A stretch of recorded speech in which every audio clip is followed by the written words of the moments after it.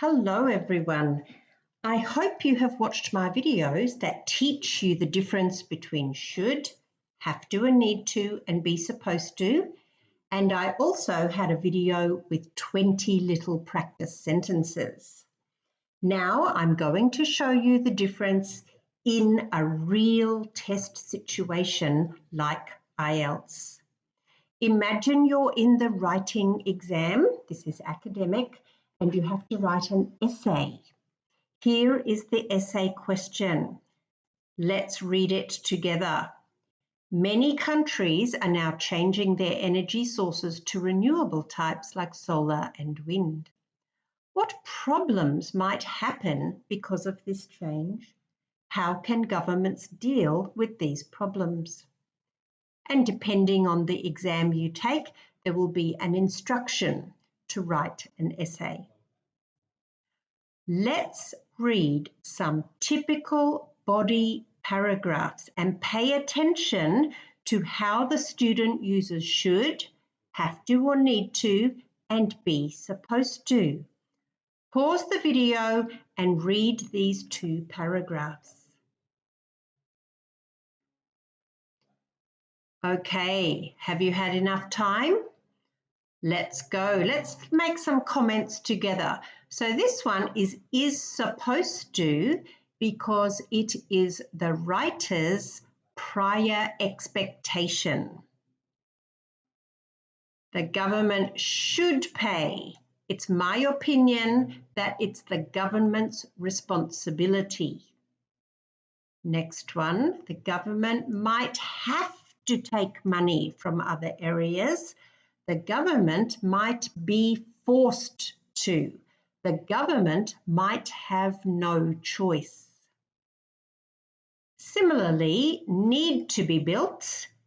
They might be forced to build on vast or remote land.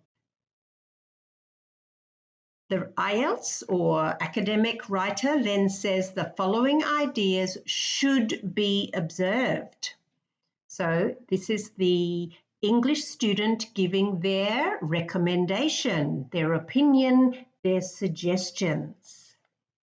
The government has to implement. It's their duty. They shouldn't switch off. It's my opinion that they have a responsibility not to switch off these ones.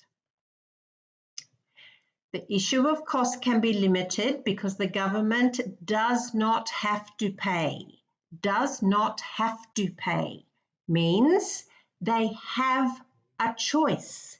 There is no necessity.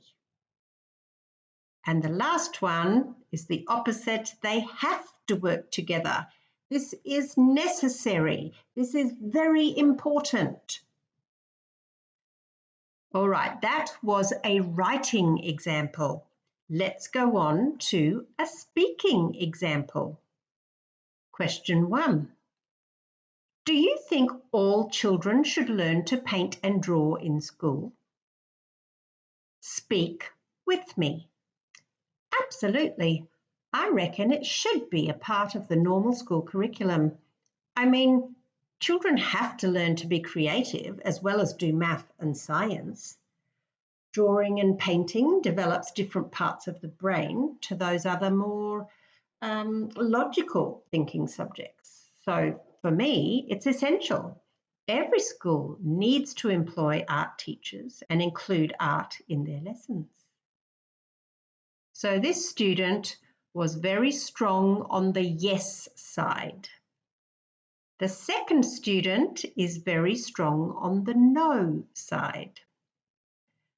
Ready? Speak with me. Here we go. No, not really. School is supposed to be a place that prepares young people for the real world, for real workplaces where they have to do calculations, accounting, organising, budgeting, and things like that. So I don't think this type of activity has to be taught in school, not for every child anyway. Question 2. Why do some companies make their workers wear a uniform at work? speak with me? Well, I guess because that way customers will know who they are talking to. You have to be sure that the person is from the right company, so a uniform is the easiest way to know this. Also, aren't uniforms supposed to be a type of team building thing or make everyone feel equal and together? So that might be another reason that companies expect the workers to wear a uniform. And anyway, I don't mind because I don't have to worry about what to wear every morning. How did you go? Did you improve?